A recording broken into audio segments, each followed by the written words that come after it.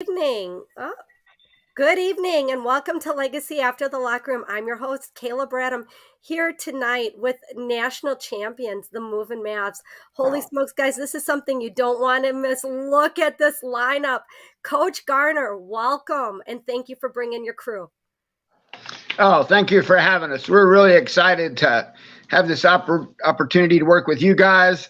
I've known you guys for several years and really feel like you do some great things in a world where sometimes there's not a lot of great things happening. So we appreciate it, and we're happy to be a part of it and kind of share our stories about adaptive sports and the value of having a college athletic program. So not to take the whole night, I'll pass it along. We recruit internationally. So we have players from around the world that come to University of Texas, Arlington to play wheelchair basketball and go to school and get their degrees. So one of the earliest signees I had internationally when I came along a few years ago was Clarence Mccarthy Grogan.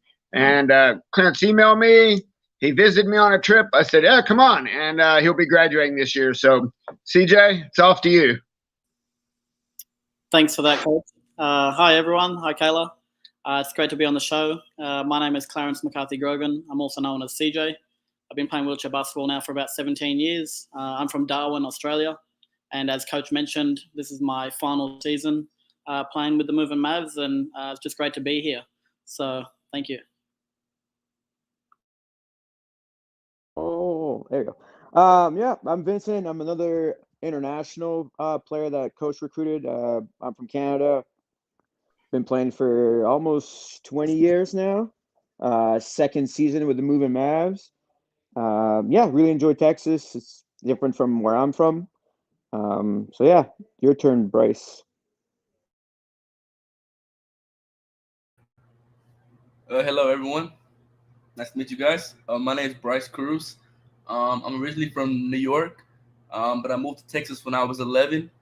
I've been playing wheelchair basketball for about 6 years now, roughly. Let's see. Yeah, this is my 5th year with the Movin Mavs, and yeah, I'm excited to be here. Logan, off to you, man. Hello, everyone. I'm Logan Sines. This is my 5th year playing wheelchair basketball and my 4th year on the Movin Mavs. I'm actually a local here. I've lived in Texas almost my whole life. I started playing with the DFW Freewheelers for about the first 3 months of me playing wheelchair basketball, just about a year post-injury, and I've been playing with the Movin Mavs ever since. I'm in my 4th year as a senior here, and I'm graduating this year. Off to you, Isaac. My name is Isaac Lipscomb. I'm from Homestead, Florida. This is my 2nd year playing wheelchair basketball and my 2nd year on the UTA Movin Mavs basketball team. I'm still pretty new to the sport, and but I like it so far the way everything's been going. But yeah, that's pretty much it right now. Guys, I love it. Tell us a little bit about your team, some of the championship titles that you've won, and how you groove and mesh together as a team.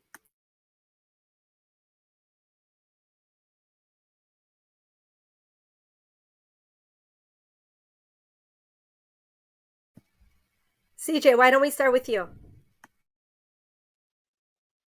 Yeah, so I came to UTA the fall of 2016 for the 2016-2017 season, and we won that year in my freshman year, which was a really cool experience. I think the cool part about it was that we broke about a 10 or 11 year drought since the last UTA Movin Mavs men's team had won. So it was really cool to be a part of that team, and especially it being my first year. And since then, I think we came third the second and my 3rd year. Unfortunately, we just missed out on playing off in the big dance. But 4th year, unfortunately, we were doing so well. I believe we were 14-0 in the regular season, and then COVID had erupted, and it disrupted our season, unfortunately. So we weren't able to actually have a national championship tournament that year. But the guys came out last year and won a national championship against Alabama in the final. And unfortunately for myself, I had to stay in Australia just for my own health and safety and just well-being. But I was also in the process of trying to make sure that I was in the best position to be selected for the Tokyo Paralympics with the Australian men's team. And I just returned back at the end of September this year. And it's just great to be back with the boys and looking forward to finishing off the rest of my college career with them. So, guys, I have to ask you, and this is for all of you, how has COVID, and by the way, shout out to our sponsors, Equate Lemon Cough Drops and Kirkland Water, as I'm battling COVID myself. How has COVID affected your team? Are you guys in the bubble? Are you postponing games? What's that looking like for you?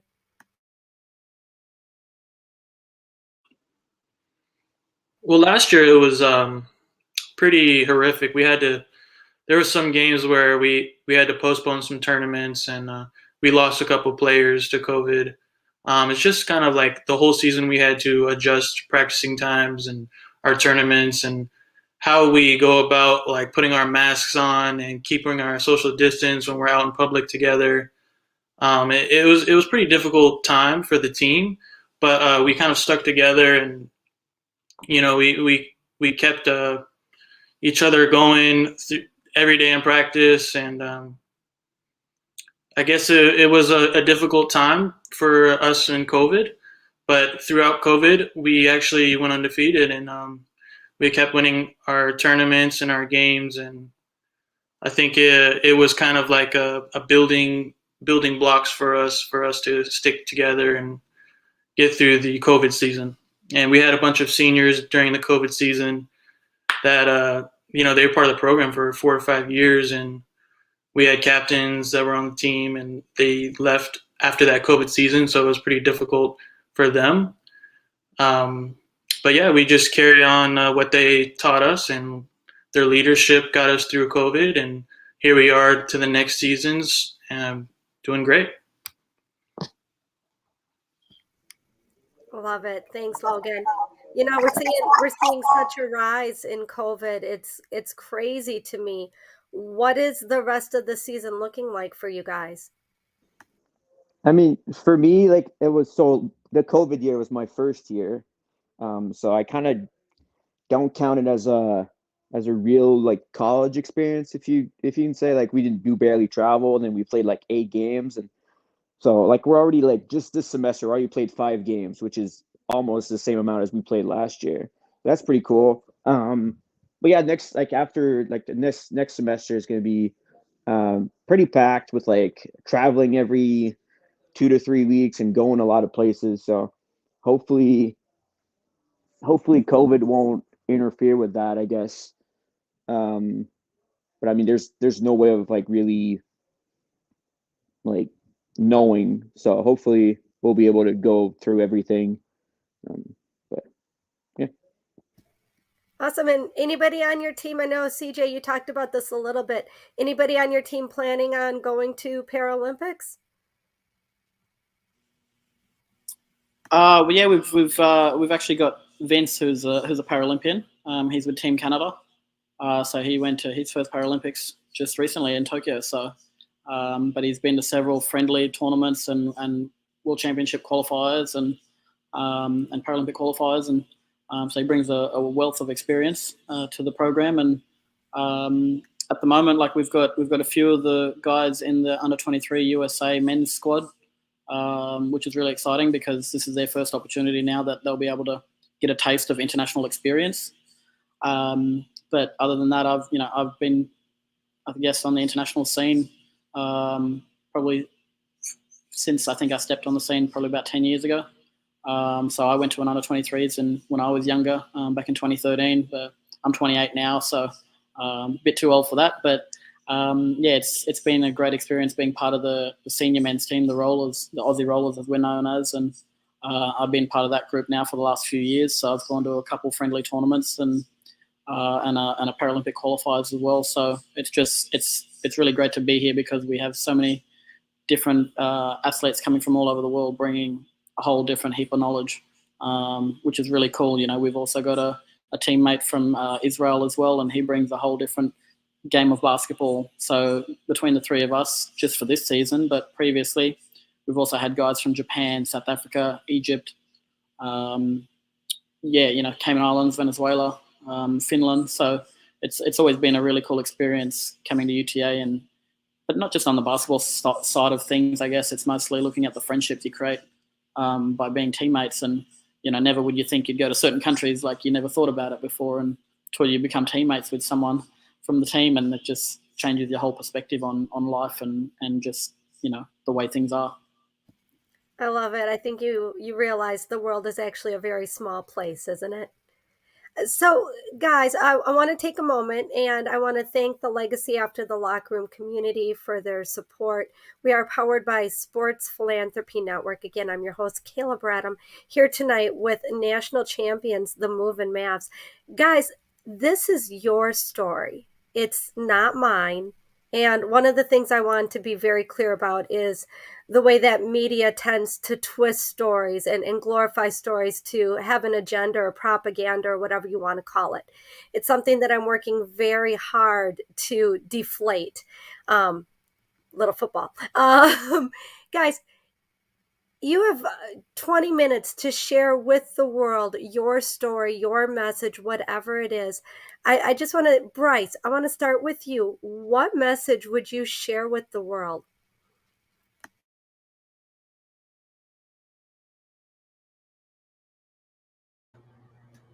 What message? I guess the people tend to focus on everybody basketball a lot more than wheelchair basketball. We're not seen at the same level as the everybody athletes are, and our sport is quite it's quite bigger than it seems, I can say. And as I was growing up, I didn't know about wheelchair basketball. I can say that it wasn't very something that was talked about until I actually got my injury when I was 15. And then it became more of a, now I see it everywhere. It's more, it's the life I live, or I'm surrounded by it 24/7. So now it's in my life. But before, when you're everybody, you're not accustomed to seeing or realizing how many people are actually have a disability, or seeing disabilities throughout the world. Yeah, you know. I love it, Bryce. Thank you. I think that's a great message. Logan, what about you? What's your story? What's your message? I would say, speaking to all the disabled kids growing up, looking for, an outlet, a family, an environment they can feel comfortable. I would say, take those chances. Take the most of your opportunities that are given to you. Don't be afraid. I got hurt when I was 18, and I played a lot of football growing up. I didn't know about wheelchair basketball. When I got introduced to it, I was a little hesitant to play. I started playing for the adult league D1 DFW Freewheelers team.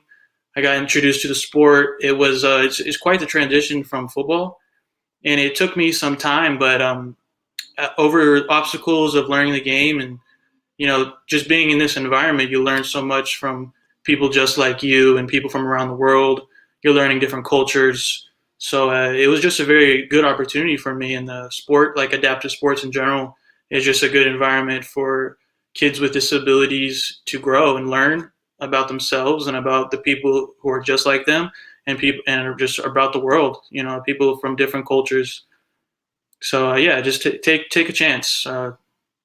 Make the most of your opportunities. Thank you, Logan. Vincent, what's your message? I think just sports can bring you like so much more than just like a way of like staying active. Just like a short story, but like if you really think about it, in wheelchair basketball, Australia and Canada are like not great friends. They're rival countries that like have played like in numerous like Paralympic finals, and it's well known that like Australia and Canada are on the court not very good friends, but then you look at me and CJ, and it's just like we're actually like pretty good friends. And like you think about it, like it's not something I would have thought that like. I mean, growing up in Canada, you're almost thought to not like Australia. Like it's just a way of like playing. And I don't know about Australia, how they view us, but it's Australia has always been the bad guy for us. And now I'm just playing with CJ's my last year, and he actually recruited me to go play for UTA. So it's just kind of a story that is just like you see things differently when you meet new people. And I think that's actually pretty cool. You know, Vincent, I got to say, I think you bring up something that's so important, and it's, don't judge a book by its cover, right? I think we're so quick to judge by, are people attractive? Are they overweight? Do they act intelligent or speak white enough? There's so many things that we judge people without knowing. Vincent, you brought up a great point, and I'm so thankful for that. What a great message. CJ, what about you? What's your message? Yeah, I probably got two messages I'd like to give out to people, but one that I've always lived by growing up as a kid. I come from a small city in Australia. There weren't enough opportunities to play wheelchair basketball at a higher level other than just your once a week jump in a chair and you play a game and that's it. So I ended up going to boarding school in Sydney for 4 years. And, for me personally, not saying this is for everybody, but my situation at that time in my life, I had to get out of Darwin and I moved to Sydney and I went to school there for 4 years and then I ended up living there. If I hadn't done that, then I definitely wouldn't be at UTA today. So I guess the one thing I want to reiterate to people is if you want to achieve things in life, whatever it is you're aspiring to be, like you've got to get out of your comfort zone. It sucks. It's tough.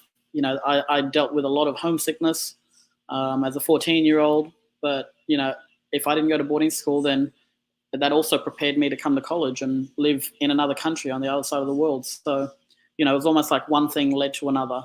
And that's just my own personal experience.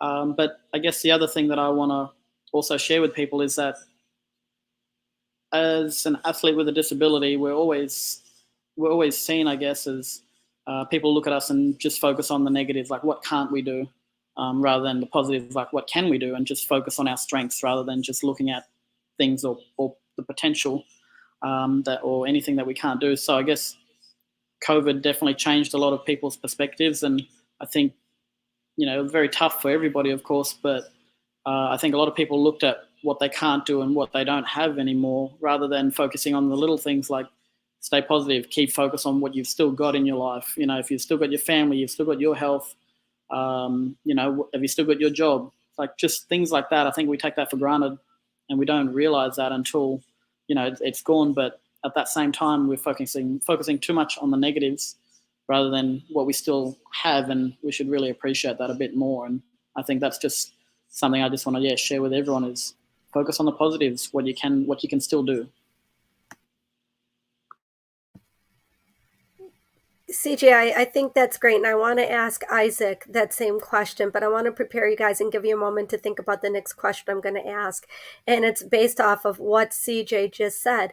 If you're willing, guys, I want to ask you, how is playing as an adaptive athlete a blessing instead of a curse? What have you learned or gleaned or been able to do that you wouldn't have without the experience that you have?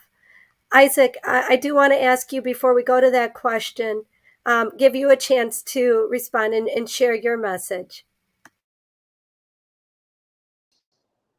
I'll say my message is kind of like it's really simple. It's not like just like wheelchair basketball. It's really about like I'll say like anything you do in life.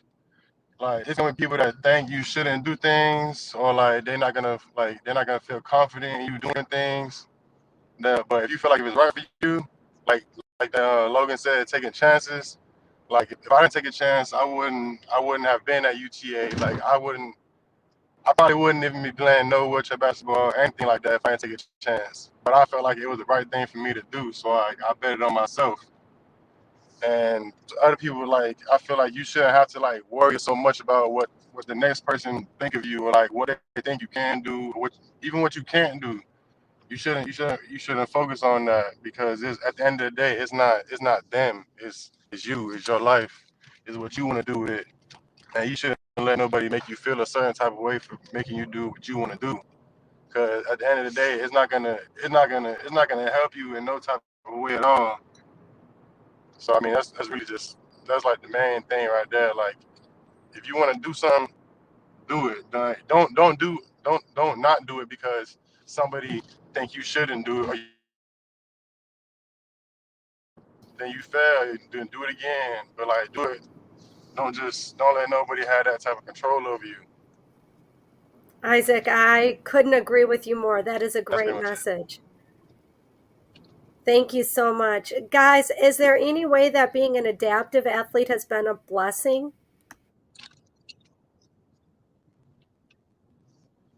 Oh, for me, it's big time. It's just like You said what? it gives you so much opportunity to just like do anything different.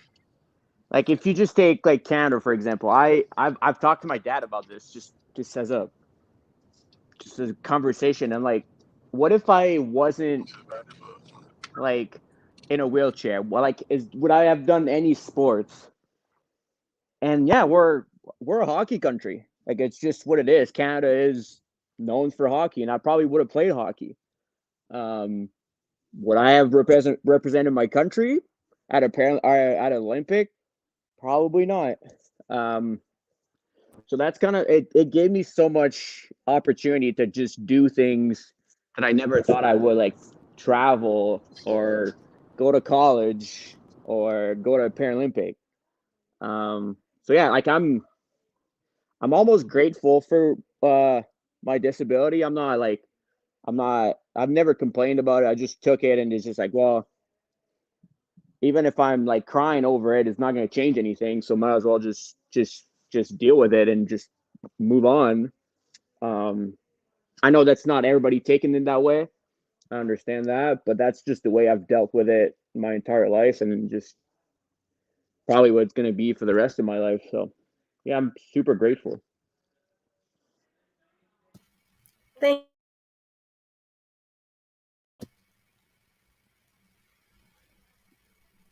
Yeah, so I think just being an adaptive athlete has been so beneficial for me. At school, it's kind of like an outlet for me. Um, you study hard all week, but when you go to practice, you're with your friends, your family. You play ball. You get your mind off grades and any type of outside activity that's negative on you. So yeah, just playing basketball, keeping us in shape, and having something that we can like devote our time to and have fun every day as a group of people. And just having the team there are people that we can lean on.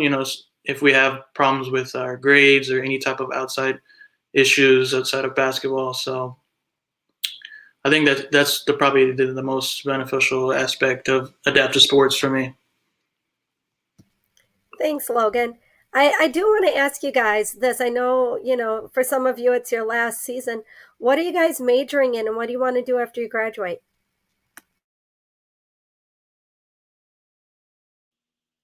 I guess I'll jump in on that one, Logan, then. Logan's also graduating as well. But yeah, look, I took a lot of public health courses, and I generally love helping people. That's just how I was brought up. And that's why I took a lot of public health courses. I love helping people as much as I can. But then I switched to university studies, so I've got a bit of variety, I guess, of what I've learned here at UTA. And at the end of the day, I'd love to actually create my own business that would end up actually helping people with disabilities, but not just people with disabilities, also being able to help educate able-bodied people about people with disabilities as well. So, and the best part about it is that it's got nothing to do with sport. It's just about life for me, because I know not every person with a disability wants to play a sport. That we're always getting encouraged to play a sport, to keep active, and like Logan said, it's like a bit of a social scene for some people, and there's nothing wrong with that. But it's just like able-bodied people. Not everyone likes to play sport. Not everyone wants to play a sport. So we've also got to keep that in mind as well. That just because you have teammates in wheelchair basketball from when you were juniors doesn't mean that they want to go further on, and they might want to do other things. They might want to do music or acting, and or have a career, start a family early. Like it's everyone's different, of course. So we've got to take that in mind and keep that in consideration as well. But yeah, I've still got a few big decisions to make. What I want to actually do after this next semester, whether I want to look at doing a master's here at UTA and staying and for a couple more years, or possibly look at going to play professional in the professional league in Europe. That is an alternative, but I've got a bit of time to think about it still, and I want to really think properly about it because it's a very big decision. I've been here, I've studied for the last 6 years, I've been at UTA for 5 years, so this has become home to me. So I guess at this point in time, I'm leaning a bit more towards wanting to stay around Arlington or in the DFW area at least, but we'll see what opportunities arise. Logan, how about you? Yeah, so for me, I graduated last December with a bachelor's in business marketing. I'm currently getting my master's of business administration, so I'm getting a master's degree. I kind of have a wide spectrum of things that I feel like I could do. A marketing director, financial advisor. But one thing I want to get to in the next year or two is I want to be an ADA consultant for companies. You kind of work with HR or human resources, and you work with them to get ADA accommodations for people with disabilities through the hiring process, the firing process, how to make the building and zone it for the building to make it accommodatable for people with disabilities, and just kind of working with the company. And sometimes you make speeches about ADA accommodations, and you're like a keynote speaker for the company, and you kind of handle all those things that have to do with ADA. So that's kind of what I want to, my kind of end goal that I want to kind of get to. I love it. Bryce and Vincent, what are you guys majoring in?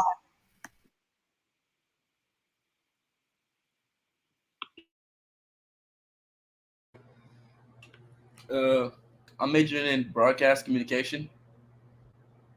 Yeah. So particularly on the sports side. So I want to eventually, maybe get my own sports talk show eventually. But I'm also working on my real estate license because that's my main goal, is to do real estate. So that's what I want to do after school, is become something in the real estate field, but also as well as try to get on TV somewhere, or radio talk, or personality show, something like that along those lines. Yeah. I love it. I love it. Vincent, what about you? Start TV. I'm actually undeclared right now. I have honestly no idea what I want to do. I'm really interested in all that has to do with like sports chair. You can ask everybody. I'm always trying to tweak my chair all the time, just working on trying new stuff. Stop shaking your head, CJ. But yeah, I'm always trying new stuff. It doesn't always work, but I mean sometimes it does. So something around, I don't know, maybe just working on the sports chair field somewhere. I know we have a great company 10 minutes away, Performax. That'd be something really interesting to me. Anything around chairs and sports, that would be pretty cool. I love it. And Isaac, what about you? What are you majoring in? My major is the same as Bryce's, broadcast communication, and I'm not exactly sure what I want to do, but I've been leaning towards like being a sports play-by-play announcer, or like I have thought about, having my own sports talk show too. It's a lot of things that I have in mind, but right now the one that I'm leaning towards the most is a play-by-play announcer, just because like I feel like I'm more comfortable with that. But as the year, I still got like a couple more years, so we'll see how that goes. I love it, guys. We're just about out of time. I want to give you each a minute to shout out the people in your life you want to shout out who are making opportunity for you. I know Coach Garner is a fantastic man, and I just want to shout out everything he has done to support Sports Philanthropy Network and how blessed we are by his support. Guys, why don't you just go around the horn, take a moment, and thank the people that you need to thank.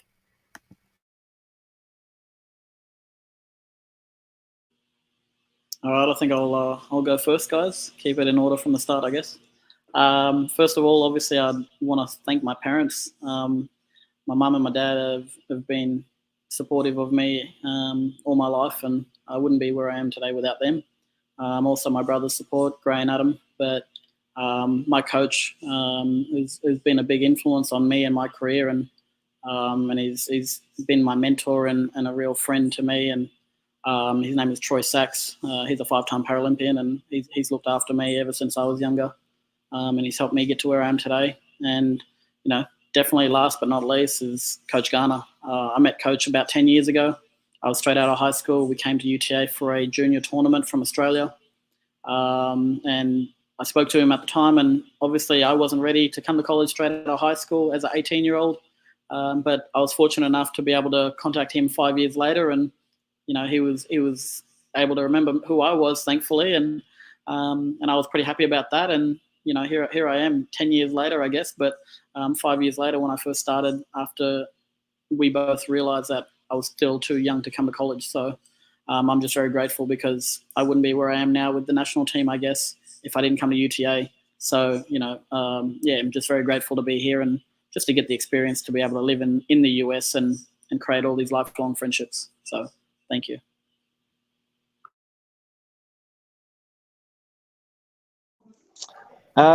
Yeah, I'm super.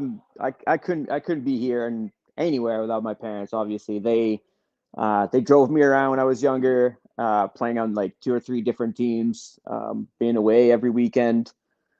Yeah, I mean the time and the money and the just everything. Obviously, I owe it all to my parents. Few coaches, obviously, that have brought me and believed in me, I guess, when I was just a little 15-year-old who couldn't speak English. And they still thought that I could actually play on the national team, which was pretty good. Living in a predominantly English world, obviously, is a big guess for them. Yeah, like CJ said, obviously, Coach Garner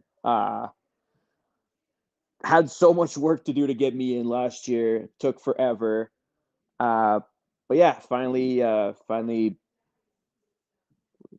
know how many miracles he had to pull out, but got me in, and then yeah, I'm here now, and I love it. So thank you very much. We'll just go in the same way that we opened it up, okay? Okay. Well, first off, I'm thankful for the man above, because without him, none is possible. I'm also thankful for my mother, because without her, it's also impossible. She sat in hospital with me for about 4 months. That was trouble. I know it was, but we made it.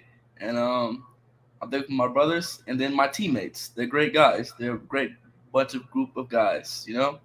Without them, it'll be a tough semester. But and also thankful for Coach Garner, because without him, I wouldn't be here. None of us. He took a chance, and I'm thankful for that. Thank you, guys.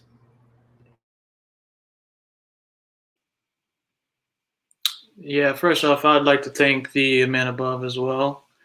Next, I think my parents, they gave me all the opportunity and all the confidence in the world to go after something like this.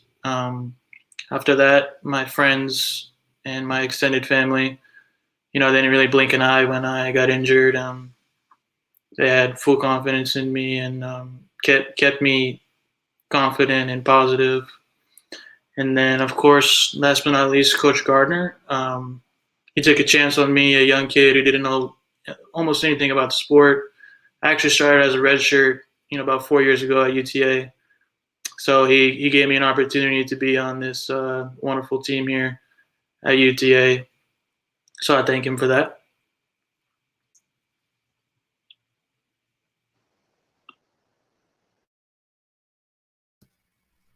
Thanks, Logan. All right, How yeah. about you? Yeah, just my mom, thanking her, she was there for me at the worst part of my life, every day. So she got to be number one. And my teammates, me being so new, like they don't ever struggle to like let me know like what I need to do, what I gotta do, encourage me. Like they tell me not to worry about when I mess up. So my teammates is real big on that too. Coach Garner, obviously I wouldn't be at UTA if Coach Garner would have never emailed me back. So that's pretty big too. You know, like my dogs from middle school, man. My dog Chris, my dog Pat back there. They're real friends right there, man. Every time I see them, every time we link up, there's always words of encouragement, man. But yeah, that's who I want to thank. I love it, you guys, and I want to say thank you. And speaking of encouragement, I ask every guest on Legacy After the Locker Room, and we're closing out season 3, and everybody has said yes. So no pressure, guys, no pressure. But I ask every guest on Legacy After the Locker Room to partner with me for my charity of choice, which is Special Olympics. Guys, can we count on you for a team autograph ball or something like that for Special Olympics? Awesome. Thank you so much. Guys, we're just about out of time. Any parting words, anything that I didn't ask you that I should have that you want to jump in with real quick before we sign off? All right, I think I got it then. Guys, my name is Kayla Bradham, host of Legacy After the Locker Room, here tonight with national champions, some of the Movin Mavs players. Guys, thank you so much for being on the show and creating hope and possibility through sports. I appreciate you and Happy New Year. Happy New Year. Thanks for having us. Thank you. Thank you.